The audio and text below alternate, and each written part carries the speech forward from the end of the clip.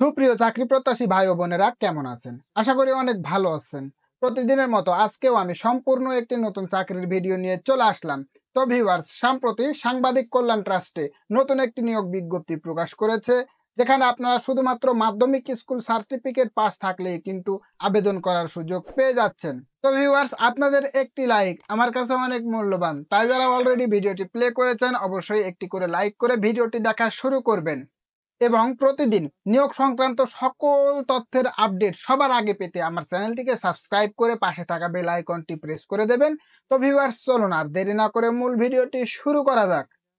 আপনারা যেমনটি স্ক্রিনে দেখতে পাচ্ছেন, গণপ্রজাতন্ত্রী বাংলাদেশ সরকার তথ্য ও সম্প্রচার মন্ত্রণালয়, বাংলাদেশ সাংবাদিক কল্যাণ ট্রাস্ট, এখানে নিয়োগ বিজ্ঞপ্তি। বাংলাদেশ সাংবাদিক কল্যাণ ট্রাস্ট এর নিম্নবর্ণিত স্থায়ী পদসমূহে সরাসরি নিয়োগের লক্ষ্যে পদের পার্শ্বে বর্ণিত শর্ত সাপেক্ষে যোগ্যতা সম্পন্ন বাংলাদেশের প্রকৃত স্থায়ী নাগরিকদের নিকট হতে অনলাইনে যে ওয়েবসাইট অ্যাড্রেসটি দেওয়া আছে, এই ওয়েবসাইটে নির্ধারিত সময়ের মধ্যে আবেদনপত্র আহ্বান করা যাচ্ছে। অনলাইন ব্যতীত সরাসরি আবেদন গ্রহণ করা হবে না। তো ভিউয়ার্স, এখানে আপনারা শুধুমাত্র অনলাইনে আবেদন করতে পারবেন, কোনো প্রকার সরাসরি আবেদনপত্র কিন্তু গ্রহণ করা হবে না। তো এখানে দেখতে পাচ্ছেন 8টি ক্যাটাগরি রয়েছে। 8টি ক্যাটাগরি বেশ কিছু জনবল নিয়োগ দিবে, সে সঙ্গে কিন্তু আবেদনের যাবতীয় তথ্যগুলো দেওয়া আছে। অবশ্যই আমি আপনাদের সঙ্গে এক্সপ্লেন করার চেষ্টা করব, ততক্ষণে আপনারা ভিডিওটি ধৈর্য সহকারে দেখতে থাকুন।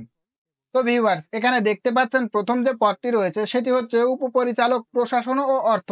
এখানে আপনাকে 6তম গ্রেডে বেতন দেওয়া হবে, সর্বসাকুল্যে ৬৭,০১০ টাকা, বয়স সর্বোচ্চ 40 বছর, পদসংখ্যা হচ্ছে একটি। শিক্ষাগত যোগ্যতা এখানে দেখতে পাচ্ছেন কোন স্বীকৃত বিশ্ববিদ্যালয় হইতে ব্যবসায় শিক্ষা বা সামাজিক বিজ্ঞান অনুষদভুক্ত কোনো বিষয়ে প্রথম শ্রেণী বা সমমানের সিজিপিএ সহ স্নাতকোত্তর ডিগ্রি বা দ্বিতীয় শ্রেণীর স্নাতক সহ দ্বিতীয় শ্রেণীর স্নাতকোত্তর ডিগ্রি অথবা 4 বছরের মেয়াদি দ্বিতীয় শ্রেণীর স্নাতক সম্মান ডিগ্রি থাকতে হবে। তো ভিউয়ার্স, আরো কিন্তু বেশ যোগ্যতা তারা চাইছে, অবশ্যই আপনারা নিজ দায়িত্বে দেখে নেবেন। তো 2 নাম্বার যে পদটি রয়েছে সেটি হচ্ছে সহকারী পরিচালক প্রশাসন। এখানে আপনাকে 9তম গ্রেডে বেতন দেওয়া হবে, সর্বসাকুল্যে 53,060 টাকা, বয়স হচ্ছে সর্বোচ্চ 32 বছর, পদসংখ্যা একটি, শিক্ষাগত যোগ্যতা কোনো স্বীকৃত বিশ্ববিদ্যালয় হইতে ব্যবসায় শিক্ষা বা সামাজিক বিজ্ঞান অনুষদভুক্ত কোনো বিষয়ে প্রথম শ্রেণী বা সমমানের সিজিপিএ সহ স্নাতকোত্তর ডিগ্রি বা দ্বিতীয় শ্রেণীর স্নাতক সহ দ্বিতীয় শ্রেণীর স্নাতকোত্তর ডিগ্রি অথবা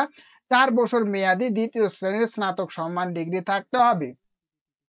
3 নাম্বার যে পদটি রয়েছে সেটি হচ্ছে আইসিটি অফিসার। এখানে আপনাকে 10তম গ্রেডে বেতন দেওয়া হবে, সর্বসাকুল্যে 38,640 টাকা, বয়স সর্বোচ্চ 30 বছর, পদসংখ্যা হচ্ছে একটি। শিক্ষাগত যোগ্যতা কোনো স্বীকৃত বিশ্ববিদ্যালয় হইতে কম্পিউটার সায়েন্স বা কম্পিউটার সায়েন্স অ্যান্ড ইঞ্জিনিয়ারিং বা ইলেকট্রিক্যাল অ্যান্ড ইলেকট্রনিক্স ইঞ্জিনিয়ারিং বা ইনফরমেশন অ্যান্ড কমিউনিকেশন টেকনোলজি সংশ্লিষ্ট বিষয়ে প্রথম শ্রেণী বা সমমানের সিজিপিএ সহ স্নাতকোত্তর ডিগ্রি বা দ্বিতীয় শ্রেণী বা সমমানের সিজিপিএতে স্নাতক সমমান ডিগ্রি সহ দ্বিতীয় শ্রেণীর স্নাতকোত্তর ডিগ্রি বা 4 বছর মেয়াদি অনন্য দ্বিতীয় শ্রেণীর স্নাতক ডিগ্রি থাকতে হবে। তো ভিউয়ার্স, এখানে দেখতে পাচ্ছেন 4 নাম্বার যে পদটি রয়েছে সেটি হচ্ছে ব্যবস্থাপনা পরিচালক ব্যক্তিগত সহকারী। এখানে আপনাকে 13তম গ্রেডে বেতন দেওয়া হবে, সর্বসাকুল্যে 26,590 টাকা পর্যন্ত, বয়স সর্বোচ্চ 30 বছর, পদসংখ্যা হচ্ছে একটি। শিক্ষাগত যোগ্যতা কোনো স্বীকৃত বিশ্ববিদ্যালয় হইতে যে কোনো বিষয়ে দ্বিতীয় শ্রেণীর স্নাতক বা সমমানের ডিগ্রি থাকতে হবে। কম্পিউটার ব্যবহার সংক্রান্ত ওয়ার্ড প্রসেসিং, ডাটা এন্ট্রি ও টাইপিং ইত্যাদি সর্বনিম্ন গতি হবে নিম্নরূপ যথা। এক কথায় আপনাকে অবশ্যই কম্পিউটার চালনায় পারদর্শী হতে হবে। তো ভিউয়ার্স, এখানে দেখতে পাচ্ছেন 5 নাম্বার যে পদটি রয়েছে সেটি হচ্ছে হিসাব রক্ষক। 14তম গ্রেডে বেতন দেওয়া হবে, সর্বসাকুল্যে 24,680 টাকা পর্যন্ত, বয়স সর্বোচ্চ 30 বছর, পদসংখ্যা হচ্ছে একটি। শিক্ষাগত যোগ্যতা কোনো স্বীকৃত বিশ্ববিদ্যালয় হইতে বাণিজ্য দ্বিতীয় শ্রেণী বা সমমানের সিজিপিএ সহ স্নাতক বা সমমানের ডিগ্রি। কম্পিউটার চালনায় কিন্তু আপনাদের দক্ষতা থাকতে হবে। তো ভিউয়ার্স, 6 নাম্বার যে পদটি রয়েছে সেটি হচ্ছে অফিস সহকারী কাম কম্পিউটার মুদ্রাক্ষরিক।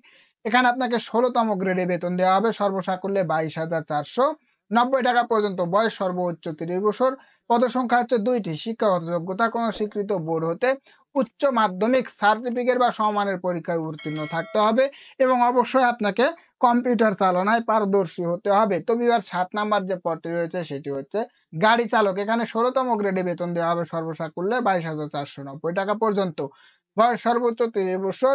পদসংখ্যা হচ্ছে একটি। শিক্ষাগত যোগ্যতা স্বীকৃত বোর্ড হতে মাধ্যমিক স্কুল সার্টিফিকেট বা সমমানের পরীক্ষায় উত্তীর্ণ থাকতে হবে। আপনারা জানেন যে যারা ড্রাইভিং পদে আবেদন করেন তাদেরকে কিন্তু অবশ্যই বৈধ ড্রাইভিং লাইসেন্স থাকতে হবে। তো ভিউয়ার্স 8 নাম্বার এবং শেষ যে পদটি হয়েছে সেটি হচ্ছে অফিস সহায়ক।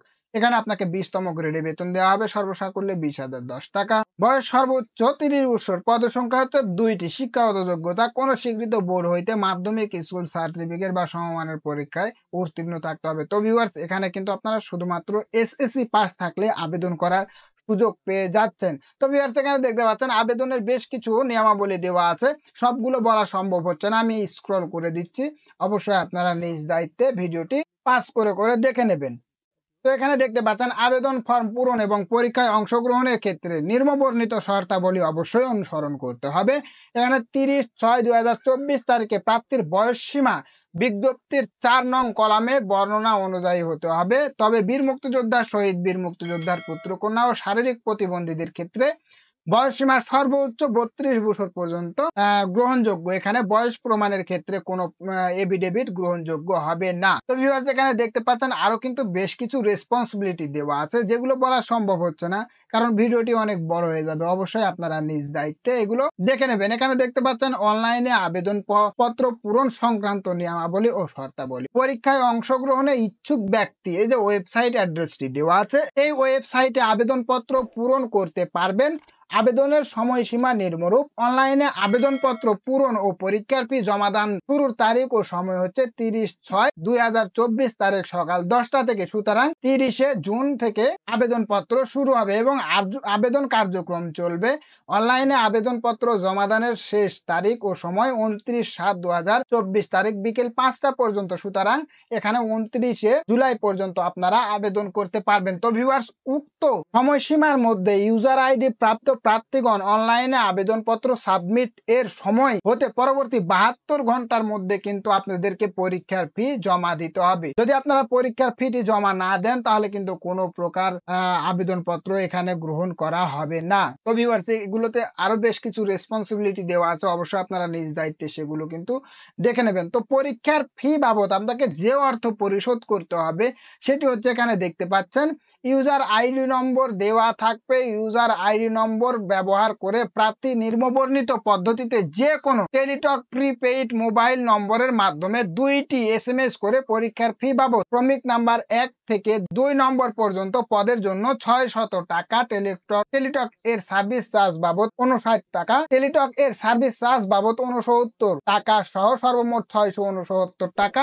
অফেরতযোগ্য ক্রমিক নম্বর হচ্ছে 3 পদের জন্য 500 টাকা এবং আপনার সার্ভিস চার্জ টেলিটকের সার্ভিস চার্জ বাবদ 58 টাকা, সর্বমোট 558 টাকা অফেরতযোগ্য এবং ক্রমিক নং 4 হতে 7 নম্বর পর্যন্ত পদের জন্য 200 টাকা এবং টেলিটকের সার্ভিস চার্জ বাবদ 23 টাকা সহ সর্বমোট 223 টাকা অফেরতযোগ্য এবং ক্রমিক নম্বর 8 নম্বর পর্যন্ত পদের জন্য 100 টাকা, টেলিটক এর সার্ভিস চার্জ বাবদ 12 টাকা সহ সর্বমোট 112 টাকা অফেরতযোগ্য। অনধিক 72 ঘন্টার মধ্যে জমা দিবেন। এখানে বিশেষভাবে উল্লেখ্য যে অনলাইনে আবেদনপত্রের সকল অংশ পূরণ করে সাবমিট করা হলেও পরীক্ষার ফি জমা না দেওয়া পর্যন্ত অনলাইনে আবেদনপত্র গ্রহণ করা হবে না। তো ভিউয়ার্স অবশ্যই কিন্তু আপনারা আবেদনের যে ফিটি রয়েছে সেটি প্রদান করে দিবেন, এছাড়া কিন্তু কোনো প্রকার আবেদনপত্র আপনাদের গ্রহণ করা হবে না। তো এখানে আরো বেশ কিছু রেসপন্সিবিলিটি আছে যেগুলো আমি স্ক্রল করে দিচ্ছি, অবশ্যই আপনারা ভিডিওটি পাস করে সেগুলো দেখে নেবেন। তো ভিউয়ার্স